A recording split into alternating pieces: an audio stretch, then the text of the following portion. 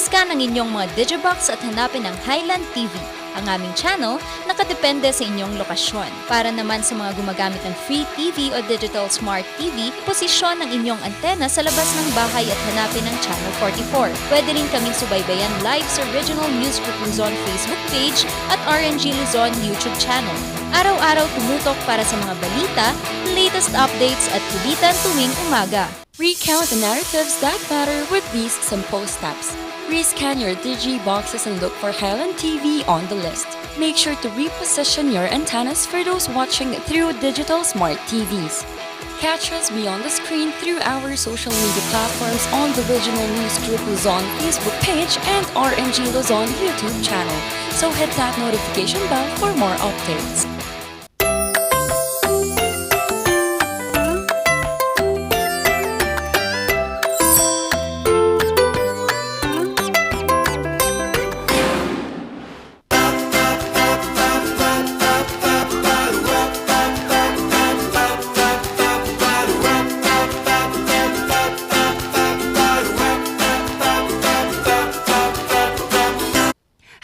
Tuesday morning sa ating lahat, morning barkada, at na-miss ko talaga kayo. Ako ba na-miss nyo? Well, sana all ang nagbabalik na raketera at madiskarteng Ma'am Sheki. Oo, ako, na-miss nyo din ba ako? Mukhang lagi na lang si Charles na atang inyong paborito dito sa Dynamic Trio. Pero nagbabalik ko, kumpleto pa rin sa Dynamic Trio ang nag-isang minion in the house. Napakaliit pero napakakulit, Randy Guzman. Kaya naman, kompletuhin ang inyong Marites Martes kasama kaming Dynamic Trio. Ayan, kompleto na ulit. Tama. Ayan, so magsama-sama tayo ngayong umaga sa iba't ibang mga storya ng inspirasyon at iba't iba pa mga kabalitaktakan and tutok-tutok lang. Kompleto din ang ways nyo para panoorin ang Dynamic Trio. Either you're using a smart digital TV, you can scan those Digibox at mahanap nyo kami via the GNN or Highland TV channel. At kung ang free TV naman, pihitin lang ang antena sa tamang direksyon papunta sa Dynamic Trio. Ayan. May kung ano mang pinipihit-pihit yan. Oo nga. Pero kung hindi pa po kayo nakakauwi sa inyong mga bahay o maaga kayong umalis para magtrabaho, mag-travel o kung ano-ano pa, pwede nyo po kaming mapanood live dahil meron po kaming stream sa aming Facebook page, that is Regional News Group RNG Luzon. Sa aming YouTube channel RNG Luzon, pwede nyo na kaming silipin sa aming Instagram, TikTok, and Twitter account RNG Luzon. Nag-iisa, wala ng iba. Yan, nag-iisa, wala ng iba. And ngayong umaga po, atin munang silipin ang latest weather update ngayong April 26, 2022.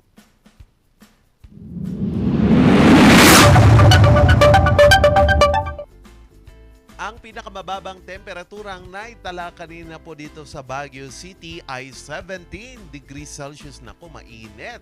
At inaasahan naman itong iinit mamayang tanghali hanggang sa hapon sa 26.7 degrees Celsius. Ang araw ay sumikat kaninang alas 5:42 ng umaga at inaasahan itong lulubog mamayang 6:11 in the evening. Oo. Kaya pala init na init ako. Sabi ko, ang Hindi masyado malamig, no? Oo, kaya yun. Summer na nga talaga. Pero Pero pa lang. Yes. Ganado ka ng maligo ng umaga kasi hindi na malamig. Hindi na malamig. Kahit di naman yung malamig, di pa rin naman kayo naliligo. Hoy, naliligo ako. Anyway, Judgmental. ay, sorry na. Ako pala yun. At medyo inano na tayo ng pabago-bagong panahon. And you know what, Morning Barkada, the prolonged lockdown in China is now posting a threat in our global chain disruption kasi nga sa dumadaming lockdowns natin or prolonging lockdowns in China, nagiging threat na siya because of the low na companies that are now threatened to leave and close down their companies, and these supply chains have caused an impact because there was also an increase in number of viruses in Beijing because Shanghai kasi is international port and magaling silang fuel for importing goods and services, pero because of the lockdowns, ito nga, it's a business center kasi, and if it's threatened to be shut down for a period of time, mas magiging we are at risk, everybody, with this Oo. disruption. The lockdowns as well is another challenge to global supply chain that are under pressure from pandemic shutdowns and the war in Ukraine, leading to increased competition for good and higher price, fueling inflation worldwide. And again, this disruptions is reverberating across the global supply chain at nakakabahala ito kasi tayo, we will be indirectly affected because some of the goods and Yes. services are main of our main produce na pwede nating nagagamit here in the Philippines are passing through China. And kung madidisrupt yung supply chain na yun, mas magiging mahal pagdating na sa atin. Oo, kasi mayroong isang malaking fast food na hindi ko napapangalanan, basta may Golden Arches siya. Nagkakaproblema sila Yes. ngayon ng supply ng Fries. French Oo, fries. French fries. Oh, Oo. yes. So ang available lang yung Regular. regular. Yes, Oo, nako. kaya medyo nakakabahala din. Buti na lang wala akong pambili ng fries, mga Ay, ganun ba? Oo. Matapatatas muna tayo. Oo. Ngayon. Oo. Sariling luto na lang. Oh, Ano? magtatanim muna. Oo nga. And our Di ba? farmers Pwede. din, no? Oo. Kasi tinanong ko na dati yan, hindi ba pwede ninyong gamitin yung patatas ng Benguet or yung patatas ng Cordillera? Ang sagot naman nila, because itong patatas natin na potato granula is the Yes, species, oo. masyado siyang Maliit. masyado siyang maraming liquid na hinohold. Yes. Compared doon sa mga Yukon potatoes from US, mga ganon, na medyo dry. Pero There's anyway, starch oo. kasi if you have to remove or decrease the starch sa fries para masarap siya.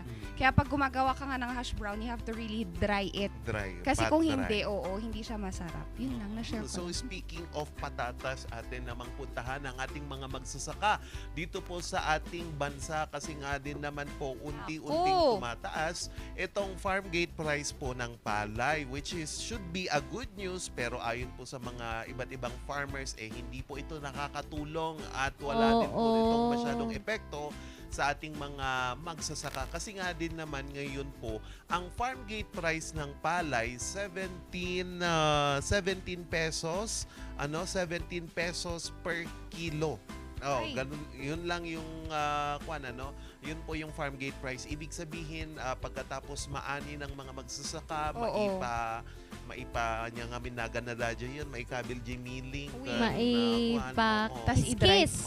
pakiskis na. na. And then after that, ibebenta na nila pero napakababa kasi Oo nga. 17.72 pesos ang bilihan po ng ating mga palay dito po sa ating bansa. Wherein napakababa po ito. Comparing noong mga taong 2018, 2017, naglalaro yan sa 21 pesos to 23 pesos. Wherein kailangan pong tignan ito kasi nga din naman ang PSA o ang Philippine Statistics Authority na-monitor po nila ang 17 regions in the Philippines. Anim po ay registered high yearly increases relative to the average farm gate palay price in February last year. So, ang pinakamataas ngayon dito sa ating bansa na presyo ng palay ay ang Zamboanga Peninsula. Kasi tumaas po sila ng 17.3.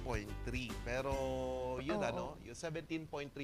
Pero yung presyo is naglalaro pala sa 15 pesos to 17.93 pesos. Ang baba nun. Kung hindi natin siguro tututukan to, baka magutom tayong mga Pilipino. Oo. We will just focus on importing rice, which is nakakalungkot. At saka ang gastos kaya ng palay kasi may abono ka pa. Syempre, iba pa yung harvesting process. Ang tedious kaya ng process na yun. So, kung hindi talaga siya aalagaan, wala pa naman tayong alternate sa rice. Kasi Meron naman. Tinapay, Mga corn, potato, yun naman. Pero Mga iba pa rin kasi ang kanin. iba pa rin. Kanin is life. Yes! Diba? Hanap-hanapin mo yung kanin Oo, kahit nasaan ka man. Kahit diet ka, gusto mo pa rin ng kanin. Exactly. Walang Charles na Oo. kalaking ganito kung walang rice. Oo, and of naman. course, Diba? syempre dyan, alam mo yung mga farmers dito, gumagastos Oo. pa nga rin sila sa mga patubig. Yes, Alam mo ba, irrigation. binibili na nila ang mga tubig daw. Minsan Yes. daw nagpapadeliver sila. Pero speaking of patubig sa farmers, tinurn over na po ng pamahalaang lokal ng Benguet. Ayan, sa Uy. pamumuno po ni Governor Diclas and sa pakikipagtulungan po nila sa National Irrigation Administration o NIACAR. Nag-turn over na po sila ng 9 na bagong mga irrigation para po sa ating mga farmers. So, parang naipunta po ito sa iba't ibang mga barangay. Babasahin ko lang po kung anong mga barangay po ito. Ayan, so usually nandito po iyan sa sa Oo. Wangal. Wangal. Benguet Wow. Sports Oo. Complex Yes, in yes, Wangal. oo. Diyan po nila tinurn over ang iba't iba pong irrigation. And this is funded by the NIA pa rin. Ayan, NIA. And 9 projects, total cost of over 36 million pesos, which 27.9 million came from NIA. So, Wow. ayan, napakaganda po na ang NIA po ay talagang ginagawa ang kanilang parte. And alam nyo ba mga ka-MB, Morning Trio, na dati Oo. pinuntahan namin yung NIA because our farmers dito sa Strawberry Farm are requesting for more irrigations kasi nga kulang na kulang daw. Oo. Paano nga naman nila mapapangalagaan ang isa sa mga tourist spot ng La Trinidad kung hindi naman nila mapatubigan ito ng maayos. So, Tama. kudos po sa NIA and sana tuloy-tuloy pa po ang mga ganitong proyekto para po sa ating mga magsasaka. Yes. Tama. Oo, and punta Oo. naman tayo sa Ilocos Norte, Morning Oh, Barkada. and And meron. their health workers have received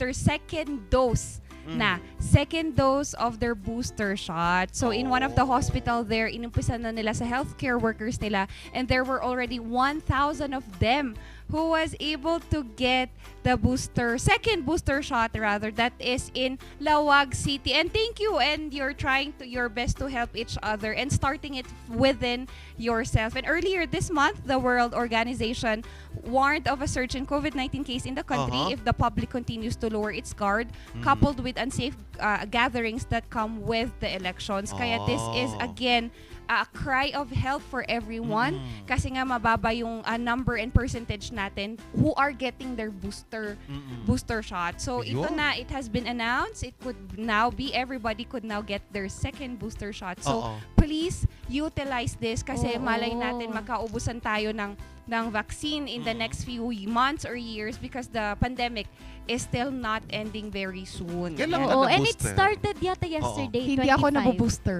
Ay, hindi ka ba na booster shot? Magpa-booster ka na para protektado ka. Oo. January 4. January. Nauna ako sa Pero inyong diba lahat. 25 yung magsa-start yung second dose? Oo. Kaya lang, paano nga po yan? Tayo meron na tayong second dose. Nako, yung mga ka-MB natin dyan, mga ka-morning balitaktakan, no? May second dose na po, yung iba hindi pa fully vaccinated. Oh, Ano na po yan. ang ating gagawin? Nako, kahit man lang maka first dose ka, medyo protected ka na din talaga.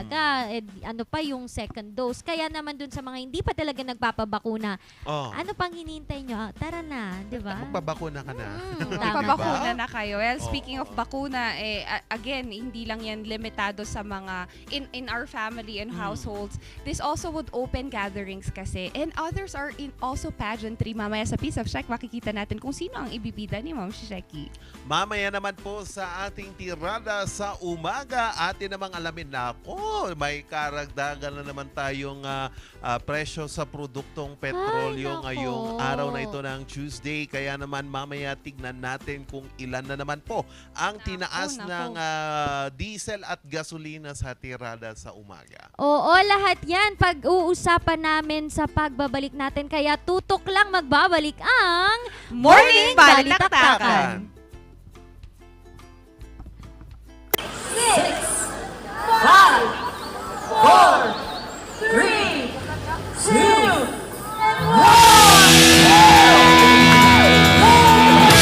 Makikitid at matatarikman ang daan, sabay-sabay tinakbo ng mahigit 250 runners ang madulas at maputik na mga rota sa ika-4 na Trail Fest na dinayuhan pa ng mga individual at grupo mula sa iba't ibang parte ng Luzon. Isa na dito si Renson Embradura na dumayo pa galing Quezon Province para sa 10-kilometer category. Inspirasyon si Renson sa komunidad ng trail running dahil hindi naging hadlang ang kanyang kondisyon sa pagtakbo. Nag-start po ako tumakbo ng 2016, talaga mahirap po kasi yung balance, yung sakit ng katawan, naramdam mo. Pero unti-unti ka nag-training, unti-unti ka nahahasa yung sarili mo at yung katawan, unti-unti nalakas. Hangad naman ni Renson na mahikayat ang kanyang kapwa PWD na sumali at maging aktibo sa ganitong larangan. Gaya ko po mga PWD, yun nga po, na hinuhumo ko po sila na sumali sa mga sport para magbigay inspiration sa mga tao na hindi lang tayo sa pambahay. Siguro kaya ito bigyan sa atin ni Lord upang magbigay tayo inspirasyon sa mga tao. Mula 5 kilometers at 12 kilometers hanggang sa mapaghamang 21-kilometer category, back on track ang mga atleta, sports enthusiast at running hobbyist pagkatapos ng 2 taon dulot ng pandemya. Ito yung gusto sana namin ma-recognize ng sports. Kasi hindi pa kami kasama sa sports actually. We are underground, ang tawag doon. Underground siya eh. So, imagine na nagsimula kami, nagparun kami sa Sagada, pinagtawanan kami actually. Parang sino tatakbo sa bundok. Parang siya, suntok sa buwan. Pero yung first Sagada marathon namin, umabot kami ng 500 runners. Suportado naman ng mga local sports outlet ang ganitong aktibidad dahil sa advokasya at health benefits nito. Important kasi maganda yung sa mental health ng bawat isa. And we can get to interact with one another, help one another, and restore yung relationship din natin with nature. So, it's for us, it's really very important to establish that kind of bonding with our natural environment. Especially here in Baguio, kasi we've always known to be the haven of Kaya naman ni Stephen sa mga gustong simulan ang kanilang trail experience. Alright, sa mga millennials dyan, andito kami para tumulong sa inyo. You are very welcome. Kung di nyo alam tumakbo, tuturuan namin kayong tumakbo. We are here to help you. You are welcome sa trail running community. Kaya in life, go fast enough to get there but slow enough to see.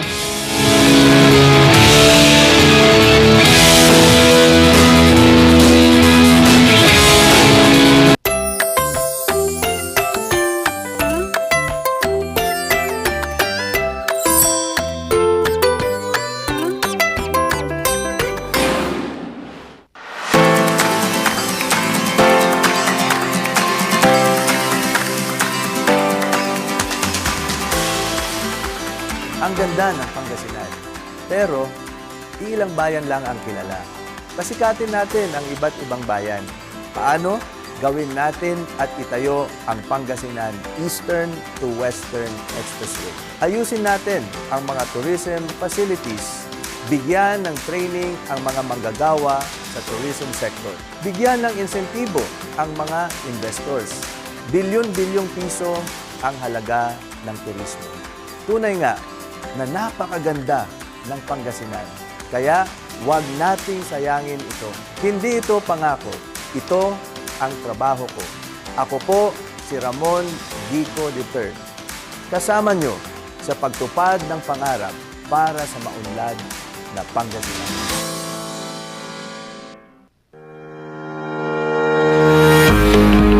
The Baguio Country Club, the first and only 5-star mountain resort in the Philippines, is fully equipped and ready to welcome you back. The club has thoroughly worked on adapting to the new normal. The usage of any of the facilities and amenities of the club is governed with specific rules, regulations, and procedures in accordance to the medical, physical distancing, and disinfecting protocols. And as you return back here to your second home and make new memories with us, we assure you that at the Baguio Country Club, you do not have to worry because we can assure you that the club continuously puts great importance to the health, safety, and wellness of its members, guests, and employees.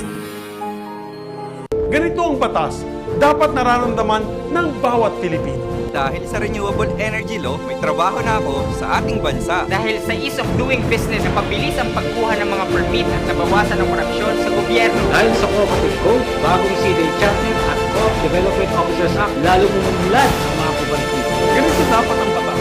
Nagbibigay ng kabuhayan at pag-asa. Walang bola, walang pabongga. Yan ang tatak ni Nick Subiri, ang inyong trabaho ng Senado. Coronavirus. Dahil dito, may mga bagay na hindi mo na magagawa. Ngunit, may katuwang ka. PDA or Pau de Arco Herbal Capsule na may antiviral quercetin at immunity booster. Mag-PDA or Pau de Arco Herbal Capsule araw-araw. Para iwas sakit, iwas virus. PDA. Proteksyon, depensa, alay sa kalusugan. PDA or Pau de Arco Herbal Capsule is available in all leading drugstores nationwide. Another quality product of Aldrich Corporation. For better life. Itultulo tayo iti panagmaymay sa para iti ayaitan tayo nga probinsya iti Benguet. Mas pinapintas tayo iti serbisyo iti Benguet General Hospital nga agititid iti libre nga hospitalization para kadagiti marigrigat. Itultulo tayo nga mapapintasan dagiti farm to market roads tayo para kadagiti farmers. Papintasan tayo pa iti turismo, scholarship program para kadagiti ubing. Itultuloy tayo iti good governance that our province deserves. Re-elect Governor Dr. Melcher Daginistiglas for Healthier Benguet. Probinsyano ako, party list. Number 25 sa inyong mga balota. Probinsyano ako.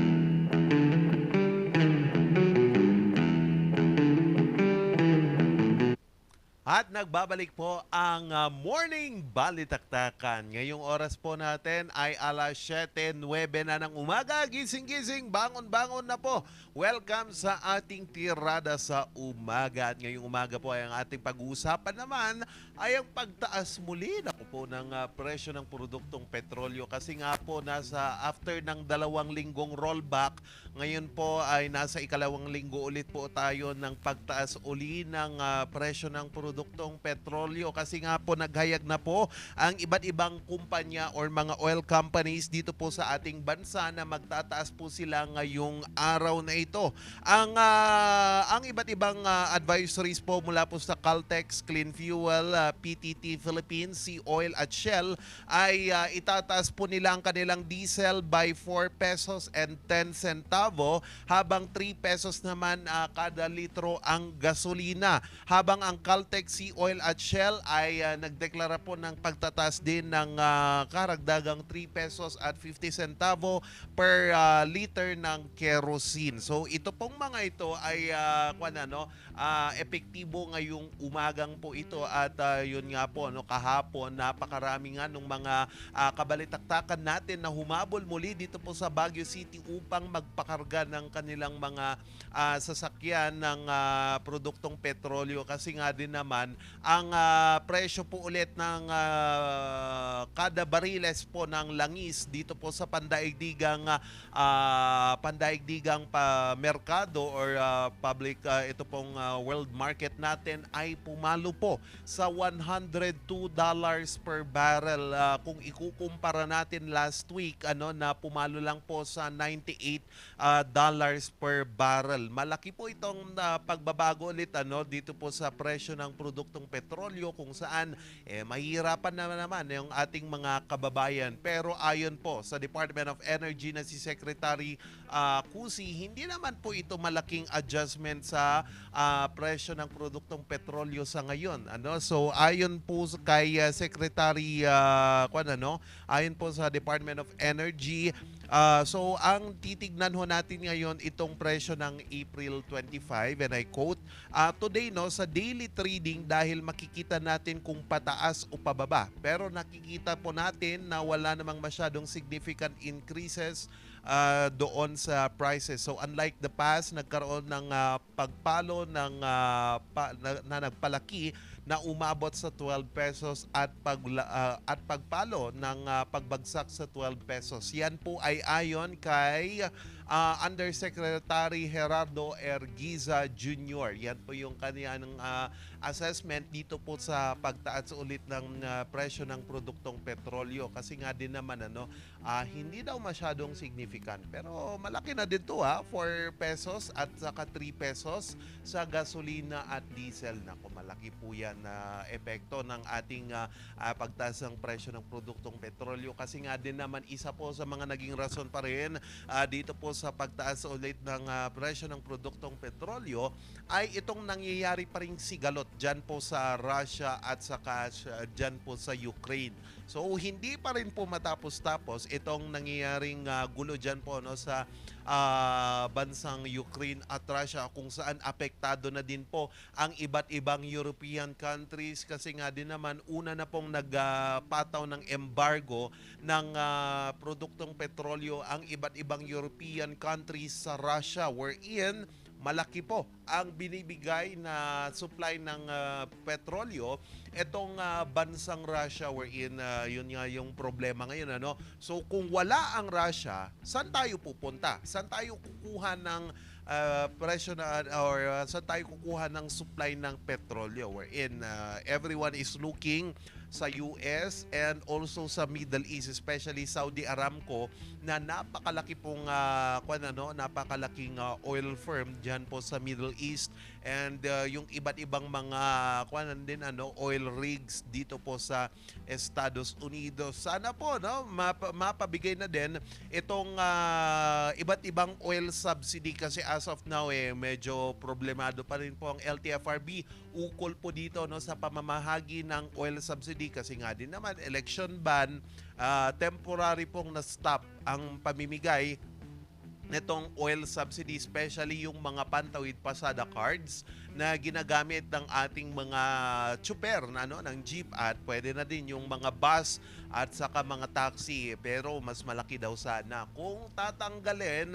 ang excise tax dito pong presyo ng produktong petrolyo. Pero sana po bumaba na po itong presyo ng petrolyo sa mga susunod pang mga linggo, at para na din naman hindi tayo mahirapan. Pero tutukan nyo ulit sa susunod na linggo kung ang mangyayaring presyo, itong quality or itong pagbabago ulit ng produktong petrolyo. Pero ngayon muna mga kabalitaktakan, atin munang tignan na since today is Tuesday, it's Think Tank Tuesday, so ating alamin ito pong pag-reduce sa mga buwis na binabayaran ng ating mga kababayan at anong magiging epekto nito. Ating alamin yan. Let's watch this.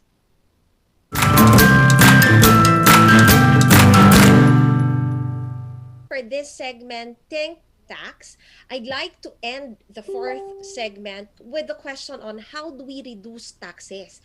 Kasi ang ating iniisip, ganun nga ba kahirap ang mag-isip kung paano makabawas ng taxes? Ang answer dyan ay hindi naman, dahil nagbibigay ang gobyerno ng sapat na allowance para tayo ay makabawas ng taxes. Example, deductions. Okay, deductions. Pwede niyong ibawas ang sahod ng empleyado.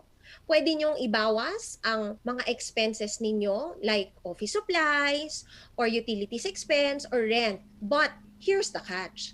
Ang mahirap na side, pag nag-avail ka ng deductions is, kailangan suportado ito ng mga official receipts. At hindi lang dapat siya official receipt na nasa papel, Dapat yung official receipt ay duly registered sa BIR. Paano natin malalaman kung duly registered sa BIR ang ating official receipt? Well, titingnan mo dun sa baba ng resibo, may nakasulat, BIR Authority to Print Number. Yun, ibig sabihin nun, kung may ganon yung resibo, ibig sabihin nun, duly registered siya sa BIR. Paano naman kung yung resibo na nakuha mo ay walang BIR Authority to Print? Kapag ganon, i-disallow yan ng BIR later on kapag na-audit ka ng BIR. So sana huwag ka ma-audit ng BIR. But nonetheless, we have to do things right. Paano naman ang pasahod? Ang mga pasahod naman, para sa isang employer, dapat na subject siya sa withholding tax kung ang sahod ng empleyado ay taxable. So kailan nga ba taxable ang sahod ng empleyado? taxable yan kung ang empleyado mo ay hindi minimum wage earner. Pero pag ang empleyado mo ay isang minimum wage earner, ibig sabihin nun, hindi ka required mag-withhold ng taxes. Yun ang kagandahan doon. Pero may nagtanong sa akin na isang kliyente. Sabi niya, ang kanyang mga empleyado ay minimum wage earner. Kailangan ba niyang mag-file ng return sa BIR kahit hindi naman siya kailangang mag-remit ng tax dahil nga minimum wage earners ang kanyang mga empleyado? Dapat pa rin, no? Dapat pa rin mag-file ng tax return. Ang tax return na to ay tinatawag nating BIR Form 1601C. Okay, but nasatisfy pa rin ba, no, yung requirement ng batas na dapat mag-withhold ng tax para ma-treat mo na expense? Paano kung hindi ka nakapag-file ng 1601C dahil nga wala ka namang withholding tax pero suportado yan ng payroll? Pwede ka pa rin bang magbawas ng salaries expense? The answer is in the affirmative. Kasi ang requirement lang naman ng batas ay mag-withhold, hindi naman mag-file, di ba? Pero dapat i-ensure mo na yung mga salaries ng mga empleyado mo ay hindi talaga subject to withholding tax.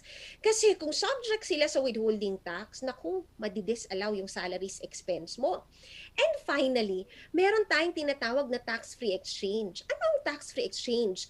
Yan yung maglilipat ka ng property sa isang korporasyon kapalit ng shares of stocks. Kasi may mga ibang negosyante na gusto na nilang i-incorporate yung kanilang business. Gusto na nila itong gawing korporasyon. Pero ang nangyayari, marami silang properties, no? Mga real properties, personal properties, na kapag nilipat nila sa korporasyon, iisipin nila, naku, magbabayad ako ng malaking tax, capital gains tax to, kasi real property taxes yung gusto kong ilipat sa korporasyon. Pero huwag kayong mag-alala. Meron tayong tinatawag na tax-free exchange under Section 40C of the NIRC. At under this section, kapag ang isang individual, okay, or kahit nga hindi individual, kahit korporasyon din, basta magta-transfer siya ng real property or personal property at yung korporasyon na paglilipatan niya, meaning yung transferee corporation, yung tatanggap ng property, ay papalitan yung properties na yon sa pamamaraan ng shares of stocks, no? So the properties will be transferred to the corporation in exchange of shares of stocks.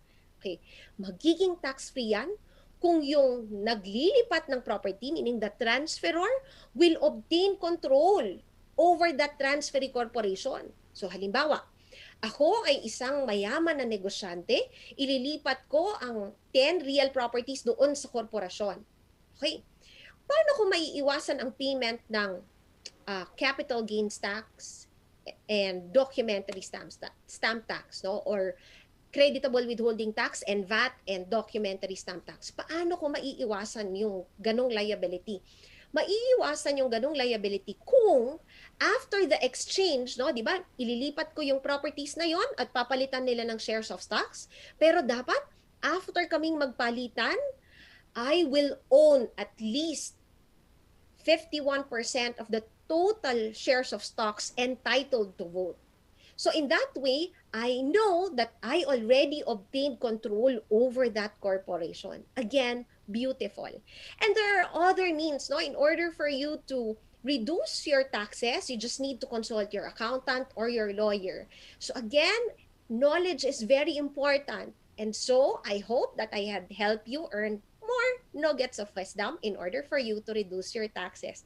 That is all for this segment. Thank you, everyone.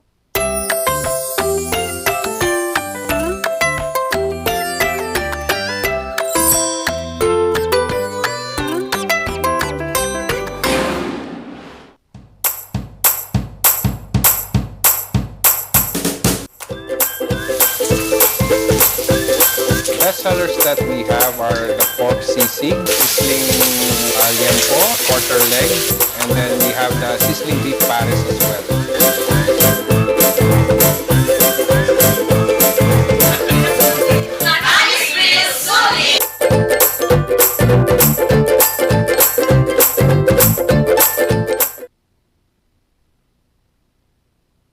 Bizarre Music offers a complete line of musical instruments.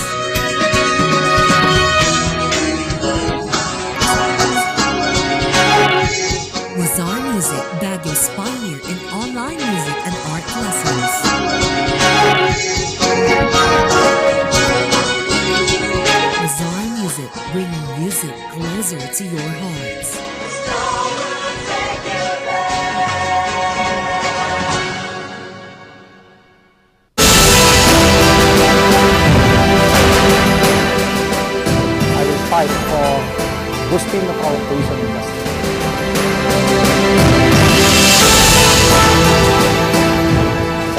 Growth Corridor Independent.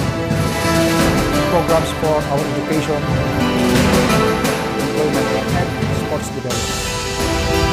Ang tao talagang maninindigan niya para sa kanyang kabuhayan at kinabukasan.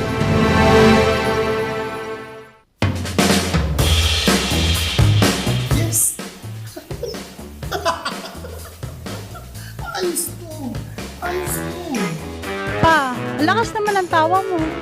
Sino ba namang hindi matutuwa dito sa online shopping service at cash on delivery ng TG Home Builders? Pwede din mag-online reservation for pickup. Pa, ano yung sinasabi mo? Ma, mapapakabitan na natin ng tiles ang bahay natin. Pa, baka naman pwede mo isabay yung bubong ng bahay natin. Para sa quality construction materials, mag-TG Home Builders. Main warehouse and showroom at number 75 Ferguson Road, Gisad, Baguio City. Bucaucan Branch at number 73 Bucaucan Road, Baguio City. Marcos Branch at KM3 Marcos Highway, Baguio City. Sales Office Branch at number 221 Atab Marcos Highway, Baguio City. La Trinidad Branch at KM6 Batag, La Trinidad. And Urdaneta Branch at MacArthur Highway, Urdaneta City. TG Home Builders. We turn houses into homes. Ang inyong truck ay maaaring sumabit sa linya ng kuryente. Dahilan para dumaloy ang kuryente sa inyong sasakyan at pagmulan ng disgrasya o pagkamatay. Maaari ring maantala ang daloy ng kuryente kung masisira ang linya o poste. Dahil sa lakas ng kuryenteng dumadaloy sa linyang ito, ang paglapit at pagdikit ng anumang bagay tulad ng metal, kahoy, pati na rin ng bato ay nakakamatay. Ang paalalang ito ay mula po sa NGCP.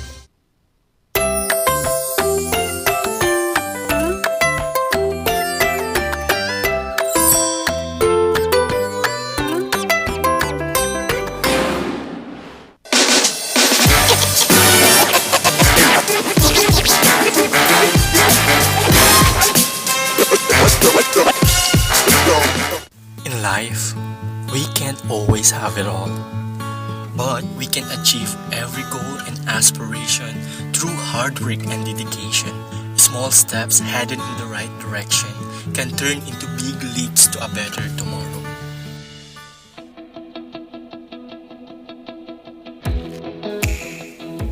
My name is Kael Domingo, and this is me. Every day brings a new beginning. Every morning sets up a new discovery, waiting to feast your hunger for adventure. The world outside my window is too big for me to seize in just one moment, so I do it step by step. I am an electrical engineer, and I am in charge of the preparation of plans, design, estimates, and specification of electrical layout. I also make technical and economic studies of proposed construction that needs electrical services. Additional to my function are conducting inspections, investigation, and diagnostic troubleshooting on electrical system. I became passionate about doing this job because I see that I have a major role in society's everyday life. Through this aspect, I am assured that the people will have a safe and bright life. Ang boring naman kung yan lang ang gagawin ko araw-araw. Puro trabaho na lang ba? Let me show you the other side of a Kael Domingo. I am the owner of the Shaliyak by Kael. In my free time, I sell handmade rattan furniture and other products that are crafted by skills and love. The extra income that I earn is used to help my family. I am also part of the Benguet Performing Art Group that performs cultural dances and rituals in the Benguet province. The beach is always my go-to place.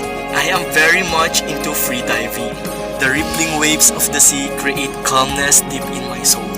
The aesthetics of the view and the feeling of breathing air reminds me of how magical life is. Worth it pag nakapunta ka sa peak ng mundo. I am also a missionary. I am a member of the Worldwide Evangelism for Human Society. We share the word of the Lord in the remote areas, conduct feeding programs, distribute school supplies for the kids, and food supplies in every family. And aside from doing all of this, I also take further steps in my education, having finished my master's degree in engineering, major in electrical engineering, cum laude. At the end of the day, no matter what you do, whatever work or position you have in society, your well-being is important. Always do what you love. Always do the things that makes you happy. Be with people who will help you grow as an individual. Always remind yourself to do better than yesterday.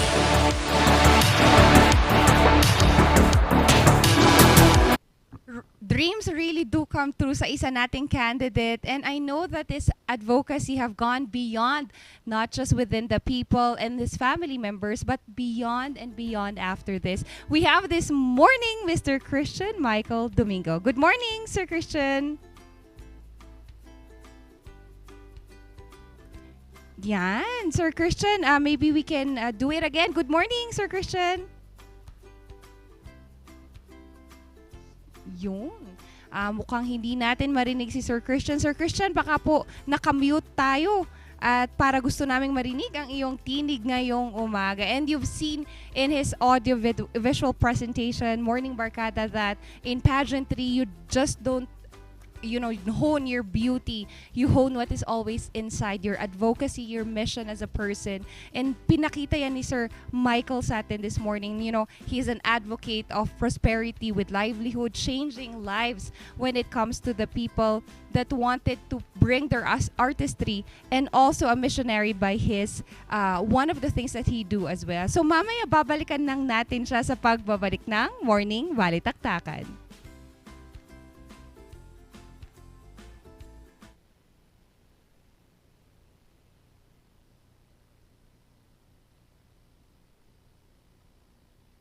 Kapag lumapit o dumantay sa linya ang mga sanga ng puno, maaari itong makaantala sa daloy ng kuryente. Kapag lumago ang puno at pinutol mo ang sanga, kakapit ka pa rin sa puno na maaaring daluyan ng kuryente. Sanhi upang ikaw ay makuryente. Dahil sa lakas ng kuryenteng dumadaloy sa linyang ito, ang paglapit at pagdikit ng anumang bagay tulad ng metal, kahoy, pati na rin ng bato ay nakakamatay. Ang paalalang ito ay mula po sa NGCP.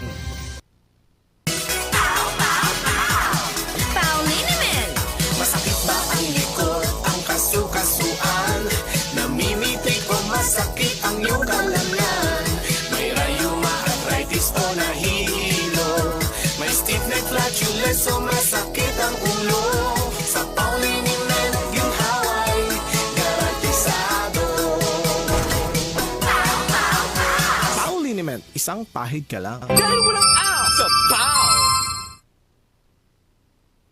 Sa beauty ng batang 90s, kailangan natin ang itrahan. Ang batang 90s beauty, di ka magsisisi, promise. Sa beauty ng batang 90s.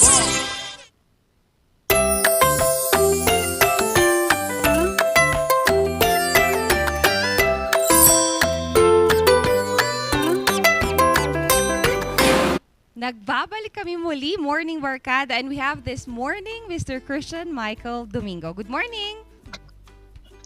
Good morning, Ma'am Sheikh, and good morning to every viewer out there who is currently listening to our live today. Alright, good morning. Mali pala ako. Engineer nga pala ang ating guest this morning. Engineer, we just wanted to ask, kasi diba, by profession, we are an engineer. How did you came across pageantry? Paano ka nagsimula sa pageantry? I started pageantry since high school, and then nag-municipal level ako to represent my municipality, and then just last year I joined Mr. Northern Philippines 2021, and yes, nanalo naman doon. And then ito na, yung next is the national level, which is the Man of the Philippines 2022, representing our beloved province, La Union. La Union, kaya nga La Union represent tayo. As engineer, I just wanted to ask as well, how's the preparation ngayon? Since you mentioned you won last 2021, was there an additional pressure kasi national competition na to eh? Yes, actually nakaka-pressure siya kasi national na siya eh, and it is my first time. So yung preparation ko, nag-additional ako sa physical. Yes. So nagbabulking ako ngayon para medyo presentable naman yung katawan natin.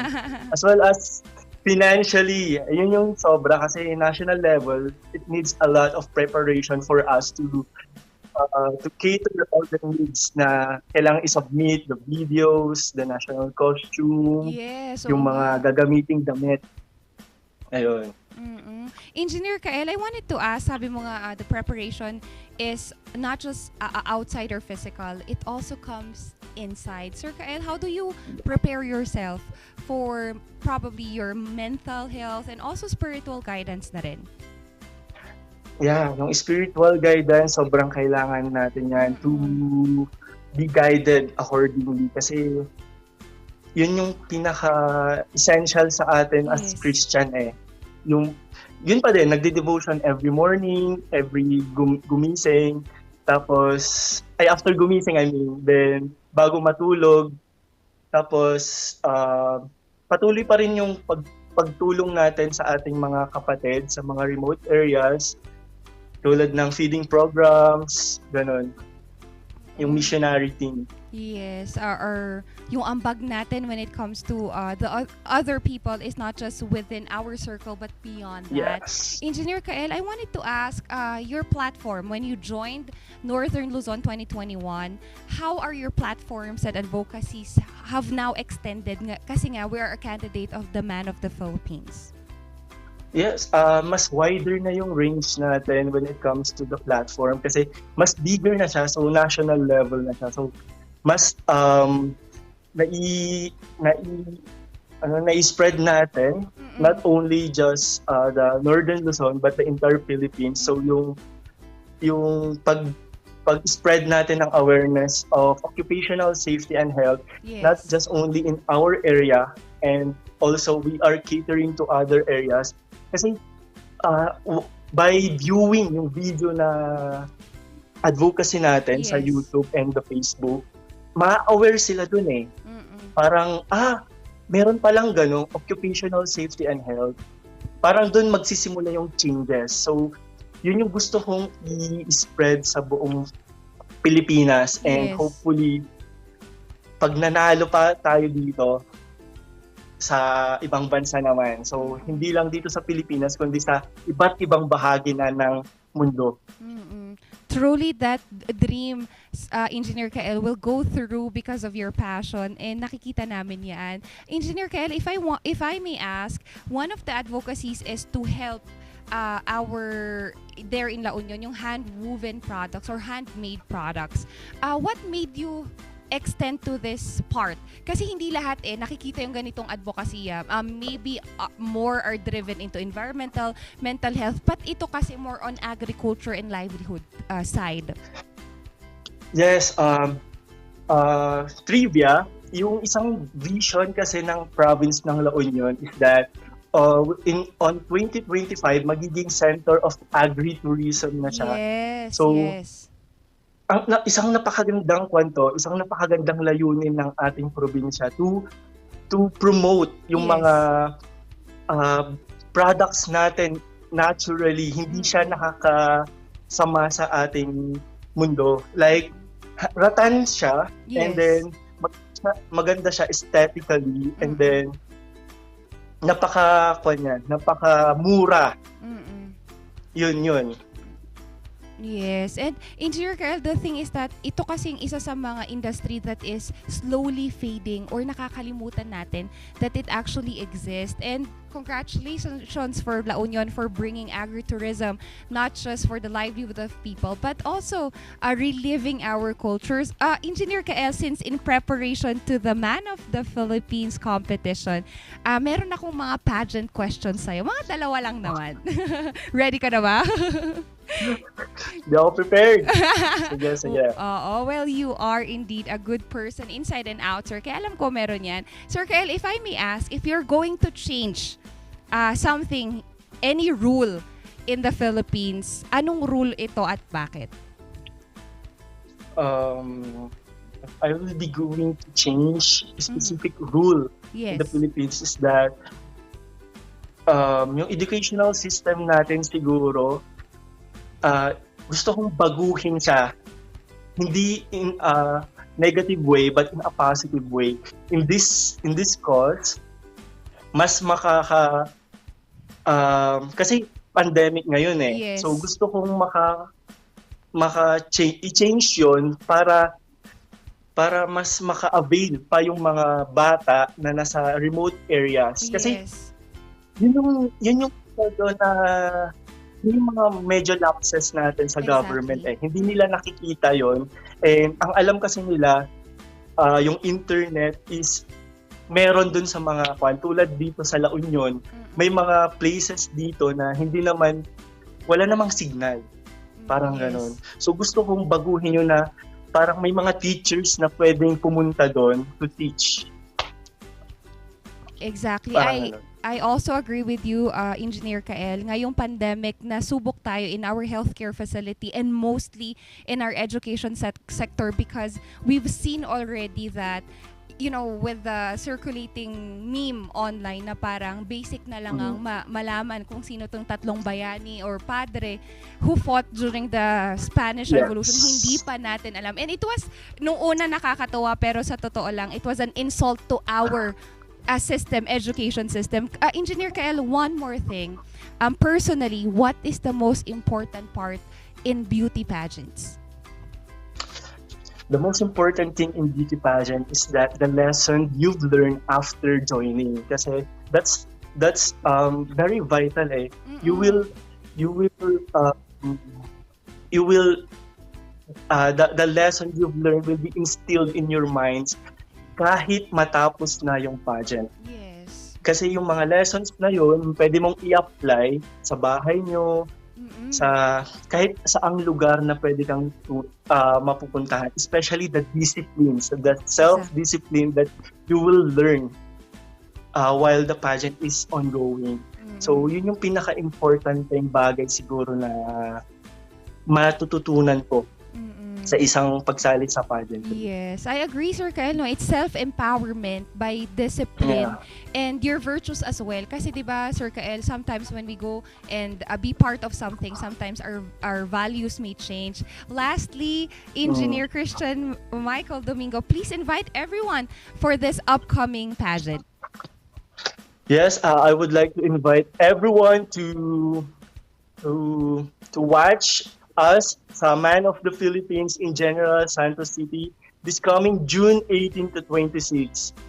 So, kita-kita po tayo sa Jensan. Kita-kita talaga tayo, Engineer. Maraming salamat. Thank you for sharing your time with us this morning. Thank you so much, ma'am, and have a good day. We will, sir. Thank you at ingat po tayo. At lalo na shout out to those who is and who are watching us in La Union, especially Sir Yuan. Thank you so much, Sir Yuan, for giving us and sharing us this talent. And to our morning barkada, pageantry has just changed and revolved and made a transformation not only in the way that we think of it just as pageantry. So kayo, kung meron kayong advocacy that you wanted to introduce in this kind of platform, join na kayo. Magbabalik pa rin ang Dynamic Trio dito sa Morning Balitaktakan.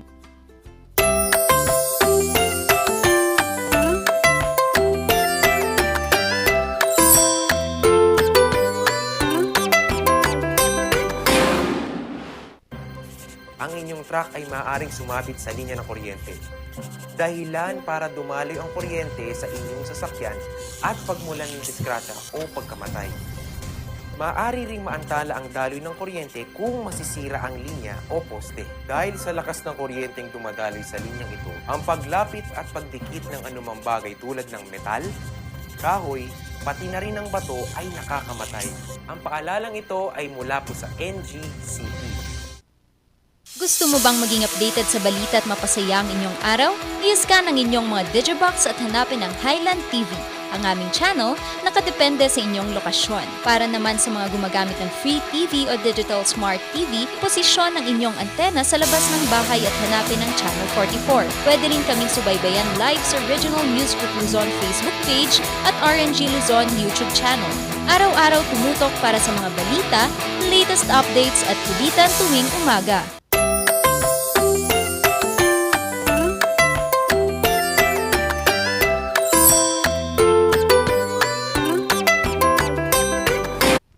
Ito ang Morning Balitaktakan. di ba? Ako palang mauuna. And ayan, maraming salamat po. Sa mga hindi po kami mapanood ngayon sa aming Facebook, meron po kaming live sa aming YouTube. Kaya bisitahin nyo naman ang aming channel and mag-subscribe na rin kayo dahil pwede nyo rin po kaming mapanood dito sa aming YouTube channel. RNG Luzon, sa mga hindi pa po nakakapag-subscribe, RNG Luzon. And balita ko marami na daw nanonood. Yes, maraming.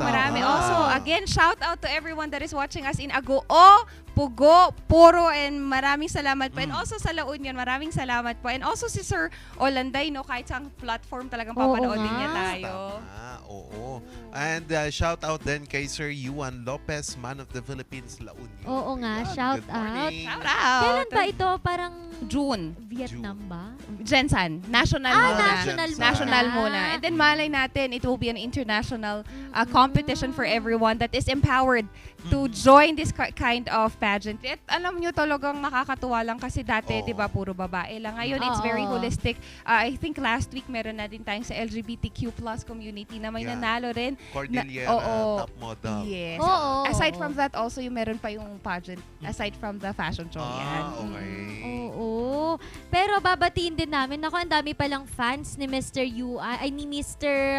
Kael, and of course, si Mr. Yuan Lopez na talagang very supportive kay Kael. Thank you po sa panonood po ninyo sa amin. Oo, Ilocos Norte, sabi niya, JLK Gayo, sabi niya, laban Engineer Gayo, suportado ka ng Norte, di ba? Suportado ka rin namin, Sir Kael. Oo, pero sa lahat po ng sumusuporta sa Dynamic Trio, maraming salamat po. Pero hindi pa rin namin makakalimutan ang aming mga pamilya na talagang nagbibigay sa amin ng lakas ng loob. So, babatiin ko dyan sa La Union, Mama and Dadud Sibilian Mainot family, and of course, sa lahat ng aming pamilya dito sa Morning Balitaktakan, good morning po sa ating lahat. Yes. Oo, good morning din to my kids, Ella and Ethan. Good morning, and to also lahat ng nanonood internationally, Taiwan, South Korea, US, Canada, Australia. Maraming salamat po sa pagtutok. Hawaii pa pala, meron pa palang nanonood sa atin. Good morning. Hawaii lang. Habi yun ha. Ayan, binabati ko din ang aking family dyan po sa Tagudin, Ilocos Sur, Limon family, and also Fontanilla family dyan sa Nueva Ecija. At magkita-kita po tayo sa May 1 dyan po sa Tagudin, Ilocos Sur. At isa-celebrate muling magbubukas po ang Tikanlo Festival ng Tagudin, Ilocos Sur. Ang sarap. Kasi Tikanlo means yung bibingka. Rice. Kakanin. Doon Kakanin pala Festival. nagsimula yun. Oo. Aside from empanada, ang daming masarap na Nung bibingka. high school ako, sumasayaw-sayaw pa ako doon. Patingin! Ayan mo yung field demo. Ay, oo. Meron. Opening. Bayad ka nun? Mga parade. Siyempre, ganito pa rin. Cute! Hindi pa rin napagbigyan. Oo, hindi pa rin mapagbigyan. Pero lagi naming pagbibigyan kasi lagi kaming pinagbibigyan ng aming mga masusugid at mapagmahal na sponsors. We would like to thank Dizon Vision Clinic, Maranan and Ballesteros Optometric Clinic, and ang nag-iisang tagapawi ng aming sakit sa katawan, Pau. Alright. Natanggal talaga ng sakit. Ba't parang nawala yung Huwag muna, masyado na kayong sa Pau.